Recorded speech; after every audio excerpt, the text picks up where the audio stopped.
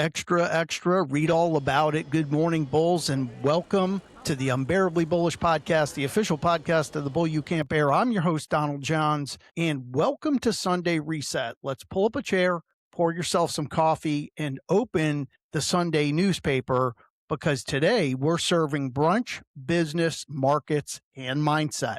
Our front page headline: energy before effort, manage your energy before the week starts managing you. Here is today's question: what good is a perfectly planned week if you do not have the energy to execute it? You can organize your calendar, write down your goals, and protect your focus, but if you enter Monday physically exhausted, mentally overloaded, and emotionally depleted, even the best plan can fall apart. A full calendar does not automatically create a productive week. Your time determines what you can schedule. Your energy determines what you can actually deliver. We often say, I need more time, but do we? We all receive the same 24 hours. Sometimes the real problem is not a shortage of time. It is a shortage of usable energy. I mean, think about the 2 hours when you are rested, focused, and motivated. Now compare that with the 2 hours when you are exhausted, distracted, and frustrated. Same amount of time, completely different output. Energy is the invisible currency behind performance. Physical energy affects your stamina. Mental energy affects your decisions. Emotional energy affects your relationships. And relational energy can either strengthen or slowly drain you.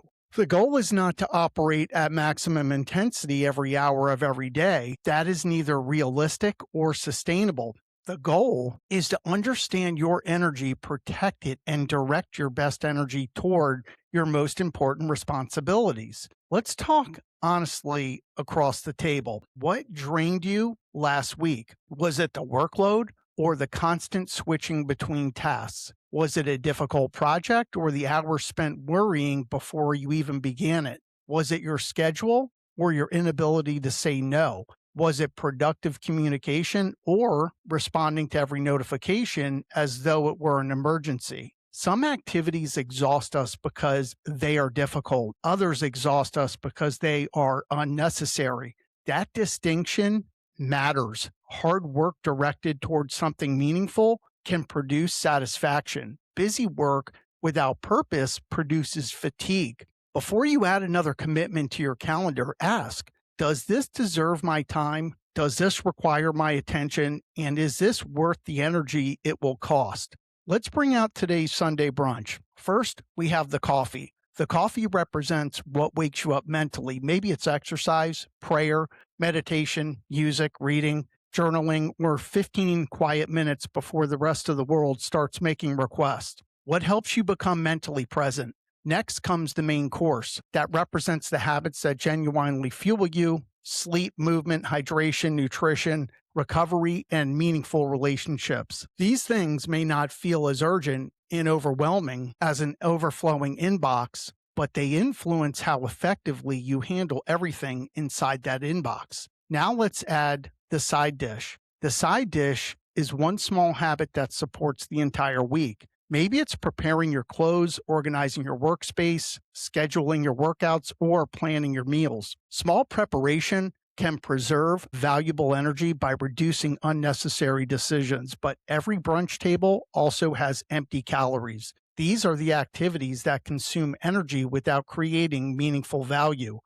Endless scrolling, unnecessary arguments, negative conversations, excessive commitments, and repeatedly worrying about circumstances outside of your control. Now it is time for the check. What is your current routine costing you? If your ambition continuously destroys your health, relationships, and judgment, you are not building a sustainable success. You are borrowing energy from your future, and eventually that bill becomes due. Let's turn to the business and markets page for the week of August 17th through August 21st. Tuesday brings several important windows into inflation and housing. The Bureau of Labor Statistics is scheduled to release July import and export price data at 8:30 a.m. Eastern Time. At the same time, the Census Bureau is scheduled to report July housing starts building permits, and completions. Home Depot follows with its second quarter earnings call at 9 a.m. Eastern. Together, these reports may offer clues about trade, price pressure, construction activity, and home improvement demand. Wednesday is a packed newspaper. Target, Lowe's, Analog Devices, they're all scheduled to report results, bringing consumer spending, housing-related demand, and semiconductor conditions into focus. Then at 2 p.m., the Federal Reserve is scheduled to release minutes from its July 28th and 29th meeting. Markets may examine the minutes for additional context on inflation, economic growth, and the future direction of interest rate policy. Thursday keeps the consumer and industrial economy on the front page. Walmart is scheduled to report second quarter results, while Deere will hold its third quarter earnings call. The Census Bureau also has its second quarter advanced services report scheduled for 10 a.m. Friday closes with July state employment and unemployment data from the Bureau of Labor Statistics and second quarter results from BJ's Wholesale Club. The bigger story this week is the health of the consumer, housing activity, employment conditions, and what the Federal Reserve minutes may reveal about policymakers' thinking. Remember, this is preparation, not prediction. Markets can respond unpredictably, and the one report never tells the entire economic story. Know what is scheduled, understand why it matters, then remain disciplined instead of reacting emotionally to every headline. Let's move on to Sunday Fun Day, baby. Now close the market page because Sunday cannot become another Monday. It's our time to relax. Your Sunday Fun Day challenge is this: choose one activity today that restores your energy without requiring you to produce, perform, or prove anything. Cook brunch with somebody you know or care about. Take a walk, put your phone away, go to the beach, play music, watch the game, call someone who always makes you laugh. Rest is not a reward for completing every task. Rest is a part of preparing to perform. And if you never make time to enjoy what you are building, you may eventually forget why you started building it. Open your Sunday journal and answer 3 questions. What gave me energy last week? What consistently drained my energy? What will I protect or change this week?